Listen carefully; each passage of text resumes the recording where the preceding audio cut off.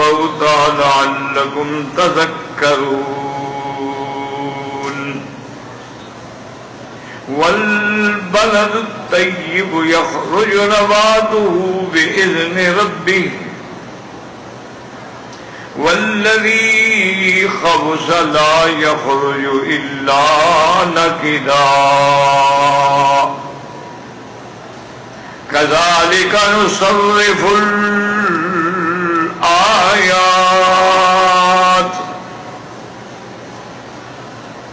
كذلك نصرف الآيات لقوم يشكرون. اللہ تبارک و تعالی نے کلام مقدس کی ان آیات مبارکہ میں اپنی کمال قدرت کا اظہار فرمایا ہے. جیسے الحمدللہ آپ پہلے پڑھ چکے ہیں کہ اللہ نے تخلیق السماوات والارض کا ذکر فرمایا اور اس کے بعد اللہ تبارک و تعالی نے یہ بھی ارشاد فرمایا کہ جب سب چیز کے پیدا کرنے والا اللہ ہے تو پھر اللہ سے مانگو. اسی لیے جیسا کہ آج کل ہم جس دور سے گزر رہے ہیں یہ ایک قسم کا بڑی پریشانیوں کا دور ہے اور خاص طور پہ اقتصادی طور پہ لوگ انتہائی حیران و پریشان ہو گئے. کام بند ہو گئے، بیکار ہو گئے، آئندہ جو ہے کوئی مستقبل نظر نہیں آتا. تو یہ ساری باتوں کی وجہ کیا ہے؟ بات سمجھیں کہ سب سے پہلے تو ایک بات دماغ میں رکھ لیں کہ ہمارے پیدا ہونے سے بھی 50,000 سال پہلے اللہ یہ فیصلہ کر چکے ہیں کہ اس بندے کا رزق کتنا ہے. تو اگر خدا پر ایمان ہے تو پھر پریشانی کا کیا مطلب؟ ایک تو یہ ہے کہ اللہ تعالیٰ نے 50,000 سال پہلے ارزاق کا فیصلہ کر دیا. ایک اور دوسرا اللہ تبارک و تعالیٰ نے یہ بھی فرما دیا کہ وہ فی السماء رزقکم، تمہارا رزق جو ہے وہ تو آسمانوں میں ہے، زمین میں تو ہے ہی نہیں. کیا مانا؟ فیصلہ تو اللہ نے کرنا ہے.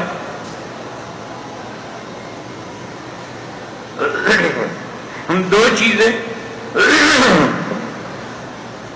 اور تیسرا یہ ہے کہ اللہ نے ہر جاندار، ہر مخلوق زمین پہ، فضاؤں میں، ہواؤں میں، بر میں، بحر میں جو ہے اس کا رزق اپنے ذمہ لگا دیا.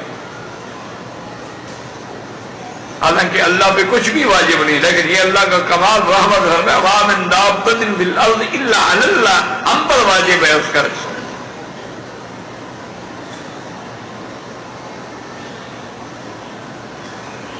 تین چیزیں ہو گئی. چوتھی چیز جو ہے وہ یہ ہے کہ ابھی بچہ ماں کے پیٹ میں ہوتا ہے، یعنی رحم میں ہوتا ہے، اور اللہ فرشتوں کو حکم دیتے ہیں کہ لکھو. ایک تو اس کا رزق لکھو کہ اس کو رزق کتنا ملے گا، اور دوسرا اس کی عمر لکھو کہ عمر کتنی ہوگی، اور یہ بھی لکھو کہ اس کی موت کب ہوگی، کہاں ہوگی، اور یہ بھی لکھو کہ یہ شقی ہوگا یا سعید ہوگا، یعنی نیک وقت ہوگا یا بد وقت ہوگا. یکتب اجرہ و رزقہ، ہر چیز لکھی گئی. ابھی آپ ماں کے پیٹ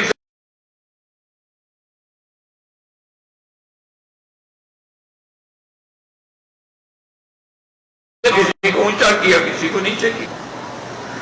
وَرَفَعْنَا بَعْضَهُمْ فَوْقَ بَعْضٍ، کسی کو اونچا کیا، کسی کو نیچے کیا. اللہ یبسط الرزق لمن یشاء ویقدر، اللہ چاہے پھیلا دے، اللہ چاہے کم کر دے. یہ ہماری قابلیت میں نہیں ہے. کتنے بڑے بڑے علامہ، کتنے بڑے بڑے علوم کے پہاڑ جو تھے وہ کھانے کے بھی محتاج تھے. کوئی دولت نہیں، کوئی گھر نہیں، کوئی ٹھکانہ نہیں.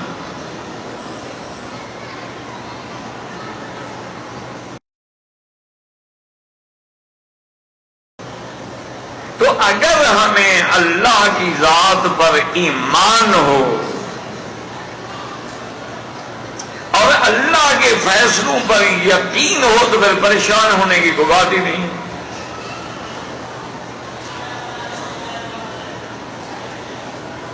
اور اسی طرح ایک روایت میں ہے کہ انسان کو جیسے اس کی موت ڈھونڈتی ہے رزق بھی ڈھونڈتا،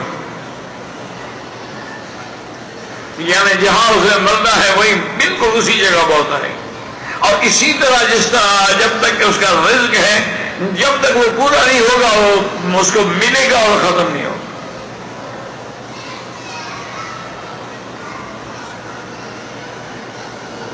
اور چوتھی چیز یہ ہے کہ یہ ایسی پریشانی یا رزق میں تنگی کیوں آتی ہے؟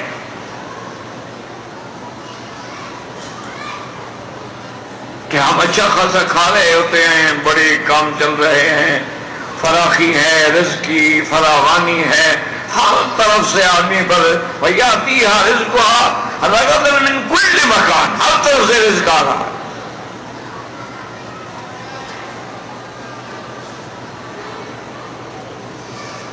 ایک قرآن میں ہے کہ ضرب اللہ مثلا كانت قرية آمنة مطمئنة يأتيها رزقها رغدا من كل مكان.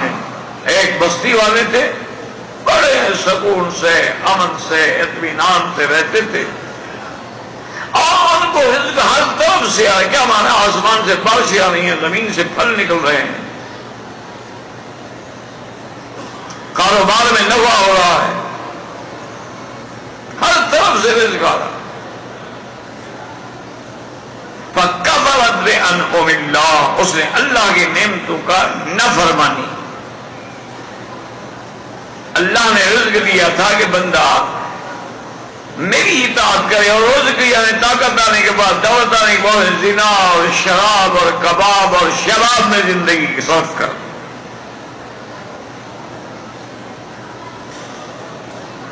یعنی اب ہر آدمی جو ہے الا قلیل من عبادی الشکور ہر وقت ٹی وی پہ بیٹھا ہے، ڈش پہ بیٹھا ہے، کیبل پہ بیٹھا ہے، ورنہ اپنے موبائل پہ بیٹھا ہے. ہر وہ گندی حرکتیں ہیں جن سے حیوان بھی شرما جائیں، کتے بھی شرما جائیں، وہ یہ کرنے میں فخر محسوس کر رہا ہے. ایمان سے کہیں کبھی کتے نے کتے سے بدفعلی کی ہے؟ دیکھا ہے آپ نے کبھی کتے نے کتے سے بدفعلی کی ہو؟ تو یہ کیسا انسان ہے جو اللہ کی نعمتوں کو چھوڑ کے لڑکوں کے ساتھ بدفعلی کر رہا ہے؟ عمل لوط کر رہا ہے، قوم لوط والا عمل عام ہو گیا ہے اب.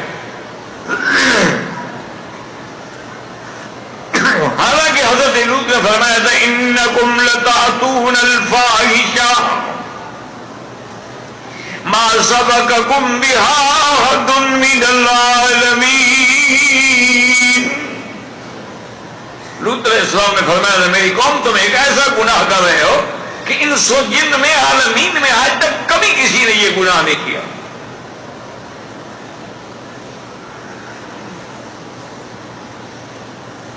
اور پھر قوم لوط جو ہے اللہ کے حرم میں بیٹھے ہو، الحمدللہ مسجد الحرام میں ٹھنڈے دل سے سوچو، ایک تو وہ لڑکوں سے بدفعلی کرتے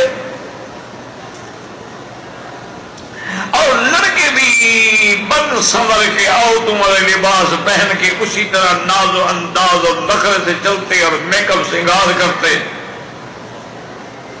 اور پھر راستوں میں بیٹھ جاتے، جو بیچارہ گزرتا اس پہ پھبتیاں کستے، اس کو کنکریاں مارتے، اس کو چھیڑتے. اور اسی طرح وہ بدبخت قوم جو ہے، یعنی 2-2 چار چار پانچ پانچ کٹھے ہو کے ایک ہی کمرے میں ایک دوسرے کے ساتھ بدفے نہیں کرتے اور دیکھ رہے مان تم سے رون اور تم دیکھ بھی رہے.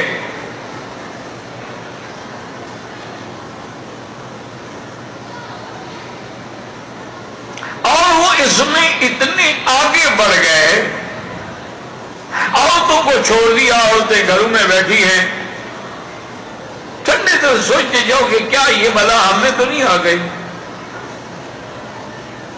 کیا یہ بلا ہمارے مدارس میں، ہمارے کالجوں میں، یونیورسٹیوں میں، ہمارے اسکولوں میں کہیں یہ وبا تو نہیں آ گئی؟ کہیں یہ مسائل تو نہیں آ گیا کہ عورت بیچاری گھر میں بیٹھی اور مرد جو ہے وہ لڑکے کو لے کے پھر رہا، تنخواہ اسی پہ خرچ کر رہا ہے، عورت بیچاری کو پکانے کے لیے کھانا نہیں ملتا.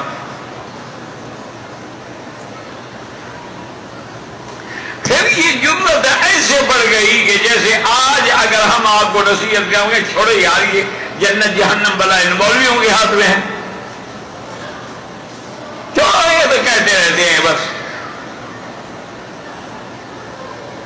ان کو تو اپنی جنت جہنم کا پتہ نہیں اور ہمیں تقریریں کرتے ہیں. یہی بالکل وہ نقشہ ہے کہ جب لوط علیہ السلام کے پاس فرشتے آئے اور انسانی شکل میں آئے اور خوبصورت ترین لڑکوں کی شکل میں آئے، لوط علیہ السلام گھبرا گئے. وہ جانتے تھے کہ میری قوم کا کیا حال. اب مہمان کو کہہ بھی نہیں سکتے جی آپ کیوں آئے ہیں، تشریف رکھیں.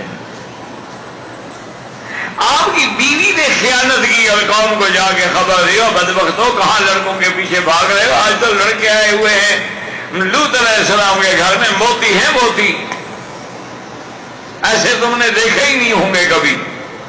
اچھا ساری قوم آ گئی.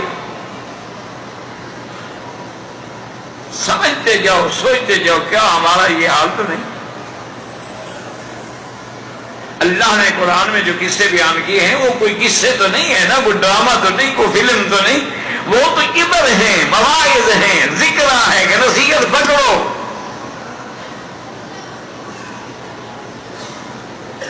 اللہ نے جو قصص بیان کیے ہیں کیوں؟ لعلہم یتفکرون، تاکہ سوچیں کہ کہیں ہمارے اندر وہ قوم لوط والا عذاب تو نہیں آ گیا.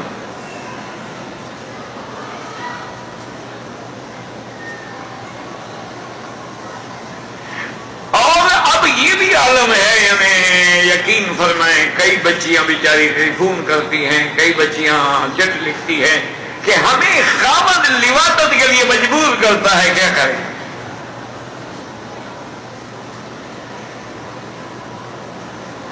اور لڑکا میں اپنی بیوی سے لواطت شروع کر دی. اب بولے بیچاری طلاق لے.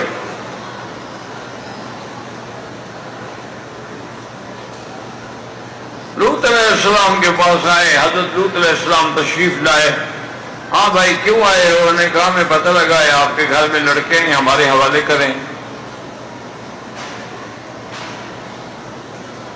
بڑے درد سے موسیٰ حضرت لوط نے کہا ہؤلاء ضیفی، میرے مہمان ہیں، کچھ تو شرم کرو.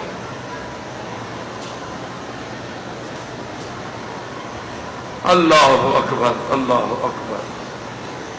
اور ہؤلاء بناتی ان کنتم فاعلین، اگر بدبختوں تمہیں شہوت نے اتنا اندھا کر دیا ہے، تمہارے گھروں میں بیویاں نہیں ہیں میری بیٹیاں، جو کہ ہر بیٹی کلمہ پڑھنے والی نبی کی بیٹی ہوتی ہے، یاد رکھو. یہ ماننا نہیں تھا کہ لوط علیہ السلام اپنی لڑکیاں پکڑ کے دے دیں گے، اگر 4 لڑکیاں ہوں 200 بندے کو دے دیں گے.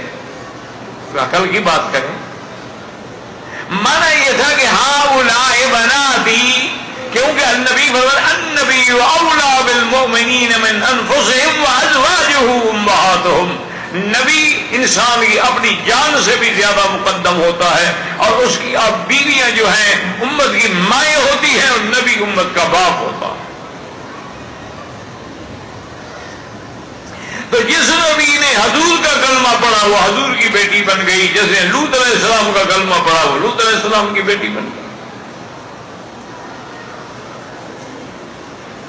یا علماء نے فرمایا کہ یہ مقصد تھا کہ ان کو تھوڑا یعنی شرمندہ کریں بھی تمہارے گھر میں یار بیوی ہے اور تم یہ منہ کالا کر رہے ہو. یعنی وہ بیٹیاں نہیں تھی اور مسلمان بھی نہیں تھی، وہ لوط علیہ السلام پہ کلمہ بھی نہیں پڑھ چکی، چونکہ لوط علیہ السلام جب بستی سے نکلے ہیں تو ماں سوا اپنی بیٹی کو ان کے ساتھ کوئی نہیں تھا.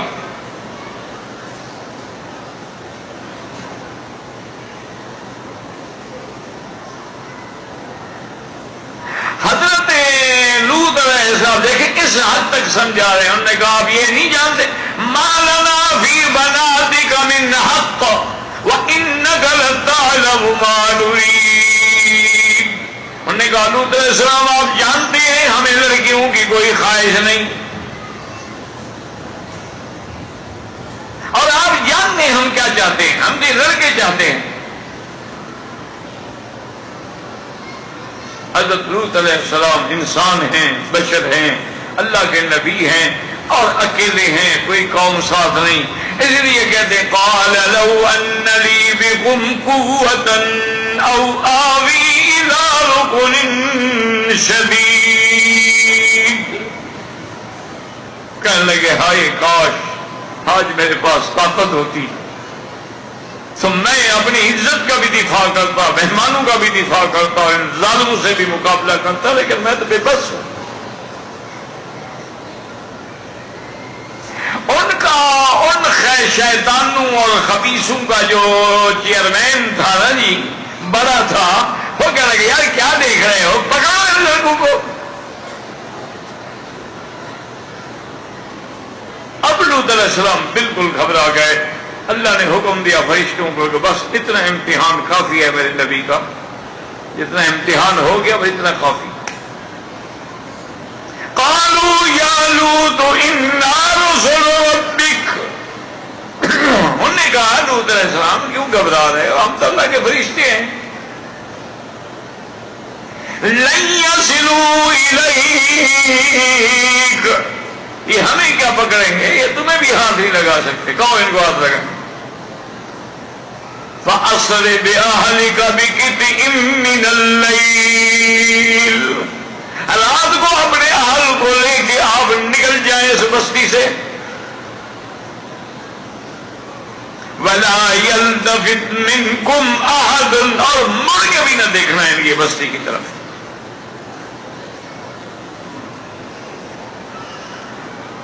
ہاں تمہاری بیوی جو ہے وہ نہیں بچ سکے گی، اس کو بھی وہی عذاب ملے گا جو تیری قوم کو ملے گا، چونکہ وہ تیری قوم کی معاون ہے، انہی کو خبریں دینے والی ہے، تیری بیوی ہے خیانت. تو یہاں سے کیا مسئلہ نکلا کہ اگر کسی بستی میں گناہ ہے آپ نہیں روک سکتے، نکل جاؤ.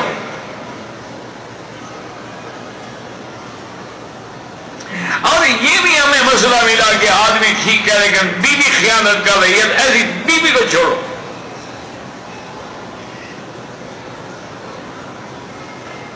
اور اگر اس گناہ والی بستی میں تم رہو گے تم پر بھی عذاب آ جائے گا. جیسے کہ اللہ نے حکم دیا فرشتوں کو کہ فلاں بستی پہ عذاب نازل کر دو. انہوں نے کہا یا اللہ آپ جانتے ہیں وہاں آپ کا ایک ایسا بندہ ہے جو ولی اللہ ہے، جو عبادت گزار ہے، شب بیدار ہے، ہر وقت زبان پہ ذکر ہے یا نماز ہے، اس کے بارے میں کیا حکم ہے، فرمایا اس کو بھی ہلاک کر دو. یا اللہ اس بیچارے کا تو کوئی قصور نہیں. فرمایا قصور نہیں ہے، خود تو نیکی کرتا اور ان کو کبھی روکا. جب ان کو نہیں روکا ہے ابھی یہ بھی ان کے ساتھ ہلاک ہوگا، پھر قیامت کے دن فیصلہ ہوگا عمل پر. تو اس لیے اگر آپ اپنے محلے میں، آپ اپنے گھر میں، آپ اپنی برادری میں کسی کو گناہ سے نہیں روکتے ہیں تو آپ بھی ان کے ساتھ ہیں. اگر روکنے کی طاقت نہیں ہے تو علیحدہ ہو جاؤ، کیونکہ روکنے کے 3 سٹیج ہیں.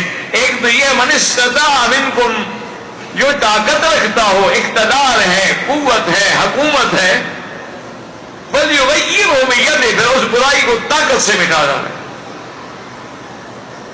فإن لم یستطع، اگر یہ طاقت نہیں، فبلسانہ، ہی زبان سے تو کہے بھائی تم برا کر رہے ہو، اور زبان سے بھی کہنے کی طاقت نہیں ہے، وہ طاقتور لوگ ہیں، یہ کمزور ہے، فبقلبہ، اپنے دل میں برا سمجھے۔ دل میں برا سمجھنے کا یہ معنی نہیں ہوتا کہ ان کے ساتھ تو رہے ہیں لیکن دل میں ان کو اچھا نہیں سمجھتا۔ ٹی وی چل رہی ہے، وہ جوا کھیل رہے ہیں، وہ شرابیں پی رہے، وہ یہ اچھا نہیں سمجھنے معنی نہیں، دل سے اچھا نہ سمجھنے کا معنی ہے کم سے کم اسے نکل جاؤ، دور ہو جاؤ۔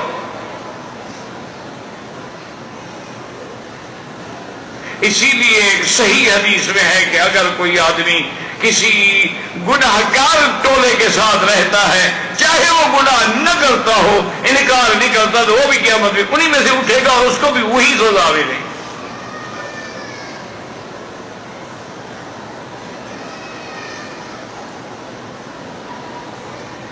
اور ساتھ فرشتوں نے یہ بھی بتا دیا کہ لوط علیہ السلام آپ رات میں نکل جائے، اس بستی کو چھوڑ دے اور پیچھے مڑ کے بھی نہ دیکھے۔ کیوں کہ جب اللہ کا پیغمبر ہے، انسان ہے، رحم دل ہے، مڑ کے دیکھے شاید رحم آ جائے، پھر اللہ سے معافی مانگنے لگ جائے۔ نہیں بھائی ان کی طرف دیکھو ہی۔ اور یہاں سے علماء نے مسئلہ نکالا کہ اگر کہیں گناہ ہو رہا ہے تو مڑ کے مت دیکھو، یعنی کہ رات کو فلمیں چلا کے بیٹھے رہو۔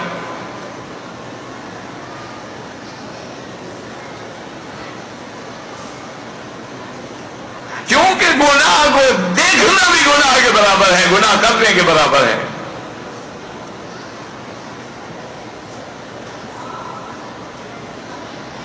اور یہ بھی بتا دیا کہ لوط علیہ السلام تیری بیوی نہیں بچے گی۔ یہاں سے یہ مسئلہ بھی نکلا کہ اگر بیوی گناہگار ہے، خائن ہے، ظالم ہے اور خاوند نبی ہے، اس کو نہیں بچا سکتا اگر اللہ نہ بچائے۔ ہماری قوموں نے تو عقیدہ بنا رکھا ہے نا، پیر چھڑا لے گا، ہم 11ویں جو کرتے ہیں تو 11ویں والا پیر آئے گا، بیڑا لے کے ہمیں لے جائے گا۔ اللہ کہتا ہے نبی نہیں چھڑا سکتا، ان کو پیر چھڑائے گا۔ کیا غلط عقیدے! اور یہ سارے عقیدے ایسے ہیں جو آدمی کو گناہ کراتے ہیں کہ جی پیر جو چھڑا لے گا، ہم جو مرضی آئے کریں۔ شیعہ نے عقیدہ بنا لیا کہ 10 دن محرم کے کپڑے کالے پہن کے ماتم کر لو، علی چھڑا لے گا، حسین چھڑا لے گا۔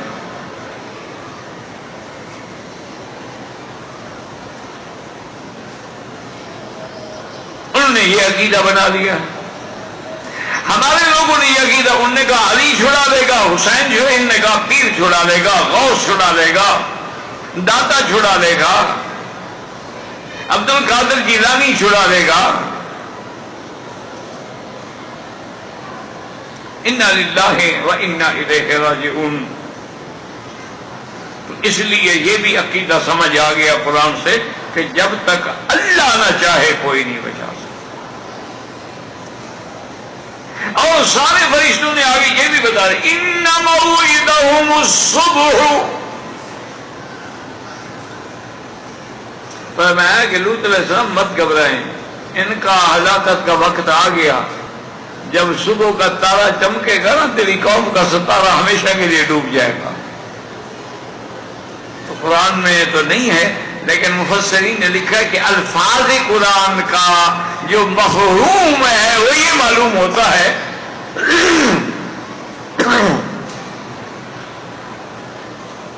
کہ قرآن میں ہے نا کہ ان موعدہم الصبح، ان کے لیے ہلاکت کا وقت صبح ہے۔ الیس الصبح بقریب، کیا صبح قریب نہیں؟ وہ کہتے ہیں اصل بات یہ ہے کہ حضرت لوط علیہ السلام بھی قوم سے اتنے چلے ہوئے تھے نا، جب انہوں نے کہا کہ ان کو صبح کرو گیا، صبح کو تو دیر ہے، مانا یہ تھا کہ ان کو ابھی برباد کرو۔ انہوں نے کہا لوط علیہ السلام اللہ کا فیصلہ ہے، اللہ کے فیصلے بدلا نہیں کرتے، اور صبح کون سی دور ہے، صبح بھی قریب ہے۔ اور اسی سے بعد علماء نے استنباط کیا کہ ان موعدہم الصبح، علیہ صبح بقریب، آخر ظلم کی رات مٹ جائے گی اور حق کی صبح طلوع ہو جائے گی۔ آج جو ظلم ہو رہا ہے، شام میں ہو رہا ہے، حلب میں ہو رہا ہے، فلسطین میں ہو رہا ہے، کشمیر میں ہو رہا ہے، مسلمان ملکوں میں ہو رہا ہے، ہندو ملکوں میں ہو رہا ہے، اراکان میں ہو رہا ہے، برما میں ہو رہا ہے، یاد رکھیں صبر کرو، اللہ کی طرف رجوع کرو. ان موعدہم الصبح الیس الصبح بقریب، کیا صبح ہوگی؟ اگر رات ہے تو صبح بھی ہوگی اور ظلم مٹ جائے گا. بالکل نہ گھبرائیں، ظلم کا کام ہی ایسا ہے کہ ظلم مٹ جاتا ہے. اسی لیے کسی نے کہا تھا ظلم پھر ظلم ہے، ظلم پھر ظلم ہے، بڑھتا ہے تو مٹ جاتا ہے، اور خون پھر خون ہے، بہتا ہے تو جم جاتا ہے. اور جس تحریک میں خون آ جائے وہ کبھی ضائع نہیں ہوتی. اللہ مسلمانوں کے خون کا بدلہ لیں گے. یہ نہ سمجھو کہ مسلمان لا وارث ہے، ان کا وارث خدا ہے. حسبنا اللہ و نعم الوکیل، نعم المولا و نعم النصیر.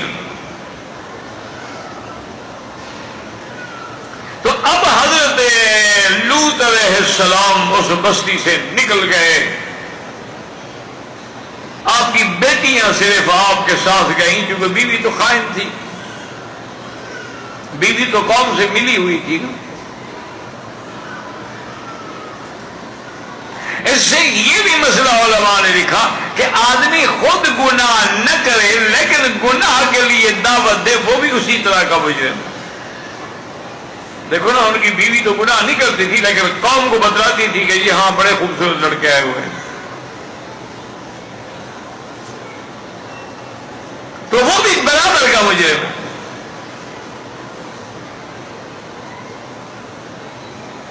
اور جب صبح کی وقت آیا، صبح صادق ہوئی، اللہ نے حکم دیا کہ جبرائیل حاضر رب جلیل، فرمایا قوم لوط کی بستیوں کو من تخوم الارض، زمین کی بنیادوں سے اٹھا لو ان کو. 5 بستیاں تھیں.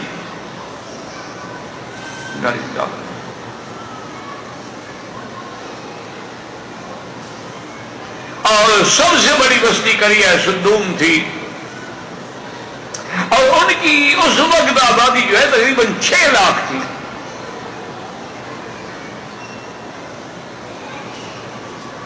اللہ نے حکم دیا اور جبریل نے، فرماتے ہیں کہ میں نے اپنے پروں میں سے ایک پر کے بالکل کونے سے ان کو اٹھا دیا.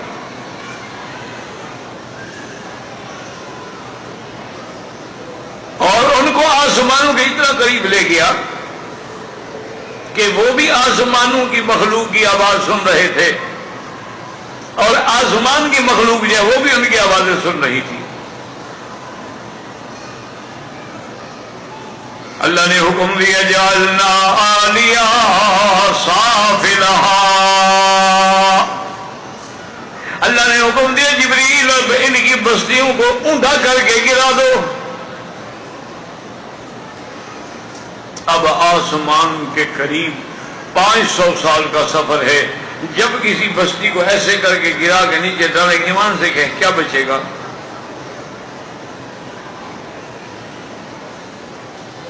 اور پھر اسی وَأَمْطَرْنَا عَلَيْهِمْ حِجَارَةً مِّن سِجِّيلٍ.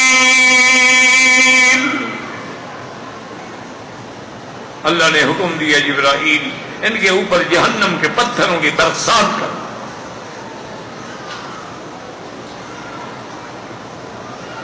اچھا، خدا کی شان ہے کہ کتب سابقہ میں یہ روایات بھی ہیں کہ جب یہ عذاب آیا نا تو کچھ لوگ جو تھے وہ بستی میں نہیں تھے، باہر گئے ہوئے تھے، لیکن پتھر ہوا میں معلق کھڑے تھے. یوں ہی بستی میں آئے، پتھر فوراً آئے، کوئی نہیں بچا.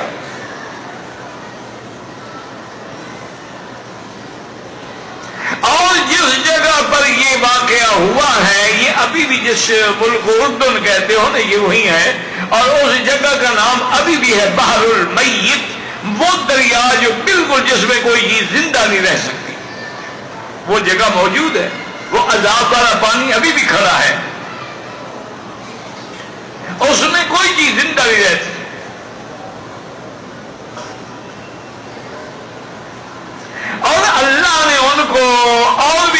عذاب کی شکلیں تھیں نا، جیسے قوم عاد پہ آیا، قوم سمود پہ آیا، قوم فرعون پہ آیا. لیکن ایک بات یاد رکھ لیں دماغ میں، اللہ ہر قوم کو وہ عذاب دیتے ہیں جس کے مطابق ان کی زندگی ہوتی ہے اور جس پہ وہ اکڑتے ہیں اور جس پہ وہ اتراتے، اللہ اسی کا عذاب دیتے ہیں. اب دیکھو نا فرعون کی قوم کا کیا ہوا، غرق ہو گئے. وجہ کیا تھی کہ فرعون کا هذه الانهار تجری من تحتی افلا تبصرون، کہتے ہیں اپنی قوم سے کہ دیکھو میرے محلوں کے نیچے نہریں بہ رہی ہیں، اور موسیٰ علیہ السلام اور ہارون کے پاس کیا ہے؟ تو اس نے نہروں پہ فخر کیا تھا، اللہ نے نہر میں غرق کیا. یعنی وہی عذاب آیا جس پہ وہ اتراتا تھا. کیوں سمجھے؟ اور اسی طرح دیکھیں کہ اس قوم کو چونکہ لڑکوں سے بدفعلی کی عذاب تھا، اللہ نے وہی دیا کہ جیسے یہ لڑکوں کو الٹا کر کے بدفعلی کرے، ان کو الٹا کر کے زمین پہ مارو.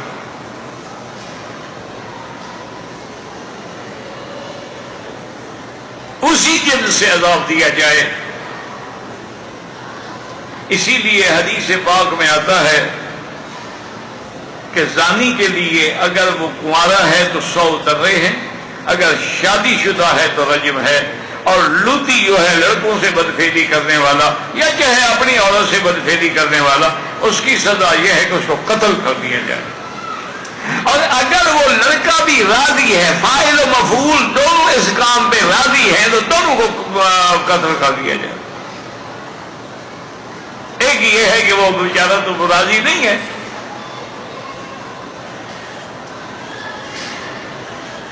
تو اس کو وہ سزا نہیں ملے گی. جیسے ایک عورت بیچاری کو اغوا کر دیتے ہیں، ریپ کر دیتے ہیں، زنا ہو رہا ہے، لڑکی تو راضی نہیں ہے نا غریب.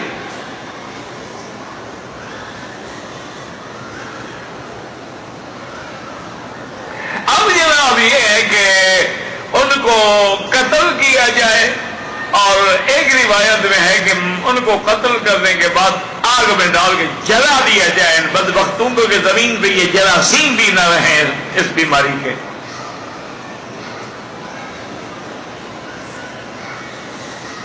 امام ابو حنیفہ رحمت اللہ علیہ فرماتے ہیں کہ اگر جرم ثابت ہو جائے تو اس کو کسی اونچی جگہ پہ لے جاؤ، اور نہ ہو تو مسجد کا مینارہ تو ہوتا ہی ہے نا، اس پہ لے کے اسی طرح ان کو دھکا دو الٹا، اور اوپر پتھروں کی بارش کر دو جیسے اللہ نے ان کو سزا دی تھی قرآن میں.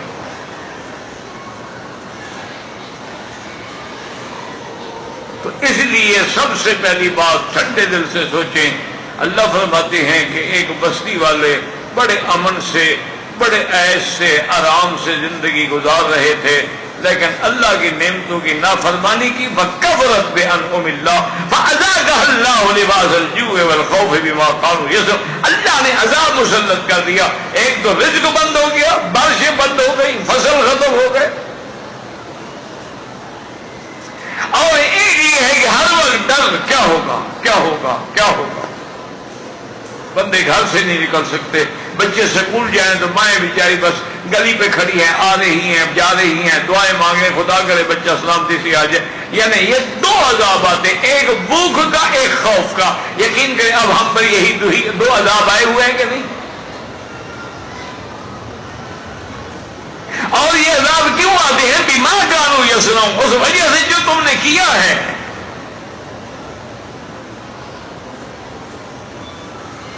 اور یہ بھی حضور نے فرمایا کہ ما نظر بلاء الا بذنب، کوئی عذاب، کوئی مصیبت، کوئی پریشانی نہیں آتی مگر ہمارے گناہوں کی وجہ سے آتی ہے. اور وما رفعت، اور وہ ختم نہیں ہوتی الا بتوبۃ، جب تک کہ بندے توبہ نہ کریں.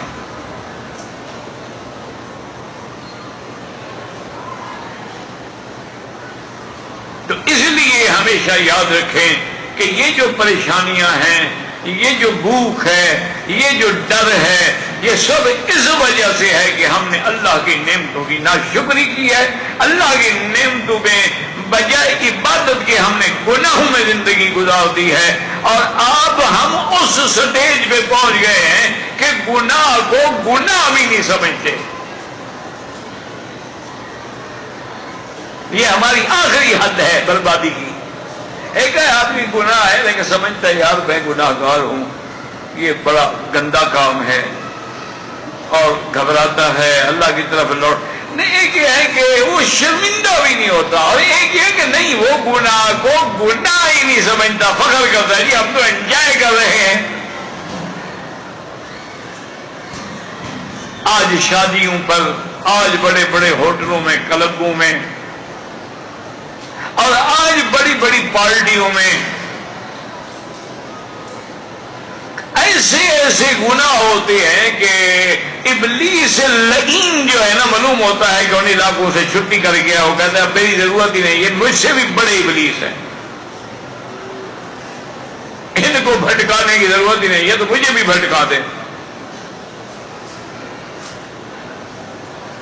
لیکن علاج کیا ہے؟ یاد رکھو کہ اللہ کی قدرت پہ یقین رکھو اور اللہ کی رحمت کی طرف لوٹ آؤ، اللہ کے دروازوں پہ توبہ کرو، اللہ کے آگے گڑ گڑا کے اللہ سے مانگو، عاجزی سے مانگو. ادعوا ربکم تضرعا وخفیۃ اور ولا تفسدوا فی الارض، زمین میں فساد نہ پھیلاؤ. اور آج جو ہم نے آیات پڑھی ہیں اس میں اللہ فرماتے ہیں کہ وَهُوَ الَّذِي يُرْسِلُ الرِّيَاحَ، ہواؤں کو چلانے والا کون؟ تم اپنی مرضی سے چلا سکتے ہو؟ تم تو ایک پنکھا بھی بجلی سے چلاتے ہو. اتنی بڑی بجلی اور اتنے بڑے مشینیں اور اتنے بڑے ٹرانسفارمر اور پھر سے لائنیں اور بجلی کے کنیکشن، اور ذرا سی کچھ ہو جائے بجلی ختم، پنکھا ختم، یا ذرا سے تار نہیں ہو جائے شارٹ سرکٹ، گھر جل جاتے ہیں. لیکن وہ دیکھو کیسے ہوائیں چل. اور یاد رکھو کہ ریاح جمع ہے ریح کی، ہوائیں ایک ہے ہوا، اور ہوائیں جو ہیں قرآن مقدس کی روح سے 8 قسم کی ہیں. 4 قسم کی ہوائیں اللہ نے رحمت کے لیے بنائی ہیں اور 4 عذاب کے لیے بنائی.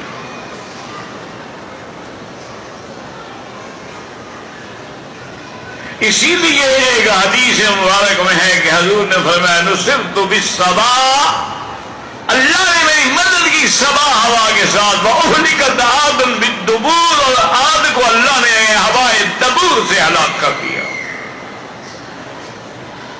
تو ہواؤں کی بھی قسمیں ہیں یاد رکھیں، اور 4 قسمیں جو ہیں یاد رکھو وہ رحمت کی ہیں.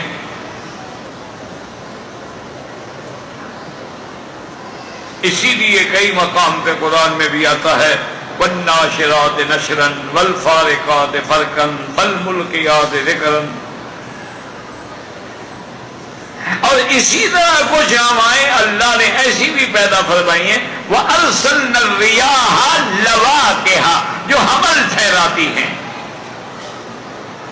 کیسے حمل ٹھہراتی ہیں؟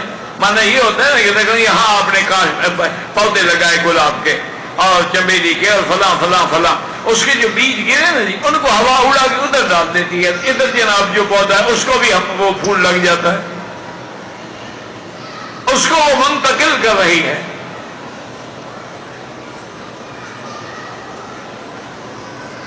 اور اسی طرح ہوائیں جو ہیں، اب اللہ نے فرمایا کہ یہ اس کے دیکھیں نا، پہلے آیا کہ بھئی آسمان و زمینوں کو بنانے والا خدا ہے، پھر آیا اسی سے مانگو، پھر آیا ہوائیں. تو آخر کیا وجہ ہے؟ تو علماء نے فرمایا کہ اس ربط کی وجہ یہ ہے کہ جب تم اللہ کے آگے گڑ گڑاؤ گے، ادعوا ربکم تضرعا وخفیۃ، اور بڑی آہستگی سے چھپ کے اپنے گھر میں جہاں کوئی دیکھنے والا بھی نہیں ہے، رو رہا ہے، گڑ گڑا رہا ہے، مانگ رہا ہے، تو اللہ نے فرمایا پھر ہم جب تمہاری اس دعاؤں کو قبول کر دیتے ہیں نا، پھر ہم رحمت کی ہوائیں چلا. وَهُوَ الَّذِي يُرْسِلُ الرِّيَاحَ. اسی طرح ایک ہے وَالَّذِي يُنَزِّلُ الْغَيْثَ مِن بَعْدِ مَا قَنَطُوا، وہی ذات ہے جب تم نا امید امید ہو جاتے ہو تو وہ بارش بھیجتی ہے. جیسے آج ہم بھی نا امید ہو چکے ہیں نا کہ جی کیسے ہوگا، ہمارے پاس کچھ نہیں ہے. لیکن جب آدمی مایوس ہو جاتا ہے، نا امید ہو جاتا ہے اور اس کی رحمت کی طرف رجوع کرتا ہے تو پھر اللہ کی مدد آ جاتی ہے. جیسے قرآن میں ہے نا صحابہ کے متى نصر اللہ، پتہ نہیں مدد کر رہا ہے. الا ان نصر اللہ قریب، اللہ کی مدد تو قریب ہے، مانگنے والے تو بنو. تم اپنی اصلاح تو کرو، تم گناہ تو چھوڑو، تم اللہ کا ذکر تو کرو، تم اللہ کی طرف لوٹ تو آؤ. تو اس لیے فرماتے ہیں کہ ہم پہلے ہوائیں چلاتے ہیں. بشرم من بین یدی رحمتی، بارش کے آنے سے پہلے ہوا ٹھنڈی ٹھنڈی لگتی ہے نا تو آدمی کہتے ہیں یار معلوم ہوتا ہے بارش آ رہی ہے، دیکھو نا ہوا ٹھنڈی لگ رہی ہے.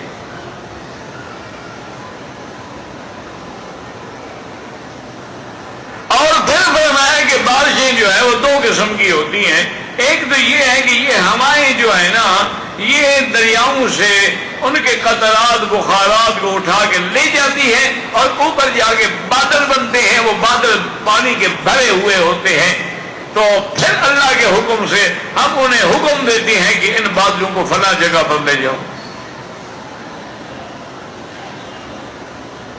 پھر ہم ان کو مردہ زمین کی طرف بھیجتے ہیں. سقناہ الی بلد میت، اور جب وہ مردہ زمین پہ جاتا ہے اللہ پانی کو حکم دیتا ہے، بارش برستی ہے، مردہ زمین زندہ ہو جاتی ہے. تو جیسے مردہ زمین زندہ ہونے کے بعد اپنی سبزیاں اگاتی ہے، اللہ نے فرمایا ظالمو اسی طرح ہم موتیٰ کو بھی قبروں سے نکالیں گے. کذالک نخرج الموتیٰ، یہ تو رات دن دیکھ رہے ہو نا کہ کیسے سبزیاں نکلتی ہیں. اور اللہ کی شان دیکھیں نا جی کہ ایک چھوٹا سا دانہ ہے، گندم کا دانہ ہے، جو کا دانہ ہے، باجرے کا دانہ ہے، اس کو جب زمین میں مٹی میں گاڑ دیتے ہو اسی کو اللہ اگاتے ہیں اور اس کی پھر دو شاخیں نکلتی ہیں، ایک زمین کے اندر جا رہی ہے اوپر، ایک اوپر آ رہی ہے. اب دیکھو یہاں کون سا پیر بیٹھا ہوا ہے. کزرع اخرج شطأہ،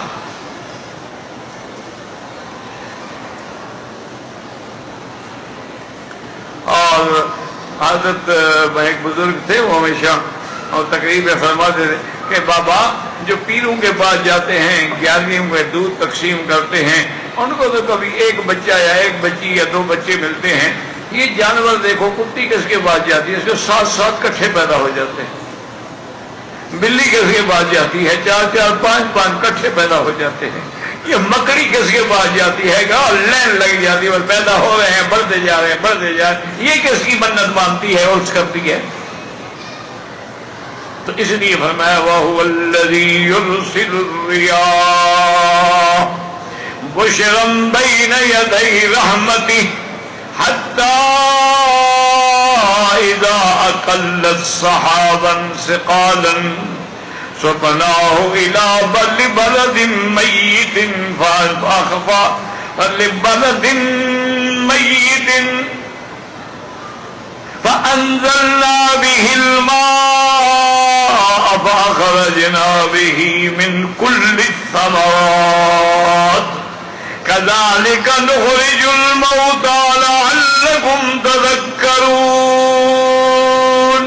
وَالْبَلَدُ الطَّيِّبُ يَخْرُجُ نَبَاتُهُ بِإِذْنِ رَبِّهِ وَالَّذِي خَبُثَ لَا يَخْرُجُ إِلَّا نَكِدًا كَذَلِكَ نُصَرِّفُ الْآيَاتِ لِقَوْمٍ يَشْكُرُونَ. صدق اللہ العلی العظیم. اللهم ثبتنا على الإيمان، اللهم لا تعذبنا بذنوبنا، اللهم لا تهلكنا بذنوبنا ولا تمنع عنا بذنوبنا فضلك.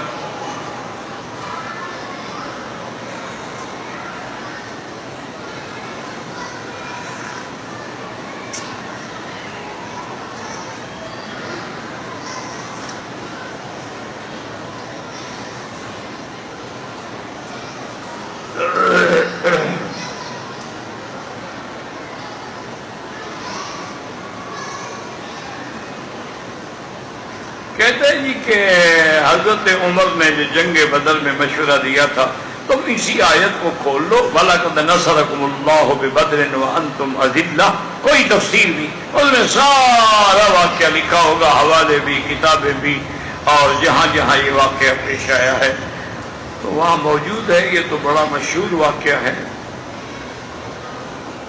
اگر انسان اندھیرے میں نماز پڑھ سکتا ہے، پڑھ سکتا ہے، کیوں نہیں پڑھ سکتا؟ یہ تو نہیں ہے ضروری کہ آدمی گھر میں بتی نہ ہو تو کیا کریں، آج کل تو ویسے بھی نہیں آتی نا، تو پھر نماز چھوڑ دے۔ اللہ کے بندے، اندھیرا ہو، روشنی ہو، کچھ بھی ہو، نماز پڑھ سکتا ہے۔ اچھا جو اندھا ہے وہ کیا کرے؟ چھوڑ دے نماز، اس کو تو ویسے ہی کچھ نظر نہیں آتا۔ پتہ نہیں گھر بیٹھے بیٹھے مفت کے مسئلے مولوی مکی ان کو ہاتھ آیا ہوا ہے، مجھے بھی چھیڑتے رہتے ہیں، خود بھی تنگ ہوتے رہتے ہیں بیچارے۔ حضرت میلاد منانا کب سے شروع ہوا؟ 600 سال بعد، حضور صلی اللہ علیہ وسلم کے زمانے سے 600 سال بعد ایک بادشاہ تھا مظفر مصر میں، اس نے ابتدا کی۔ اصل میں تو میلاد نصرانی مناتے تھے نا، عیسائی۔ یہ کرسمس کیا ہے؟ ان کا میلاد ہے نا، کہ عیسیٰ علیہ السلام کب پیدا ہوئے۔ اچھا وہ بھی کرسمس میں دیکھیں نا لائٹنگ کرتے ہیں، مسلمان بھی لائٹنگ کر رہے ہیں۔ اچھا وہ بڑے بڑے کیک بناتے ہیں، شمع لگا دیں، اور ہم بھی ماشاءاللہ حضور کے نام پہ کیک بناتے ہیں۔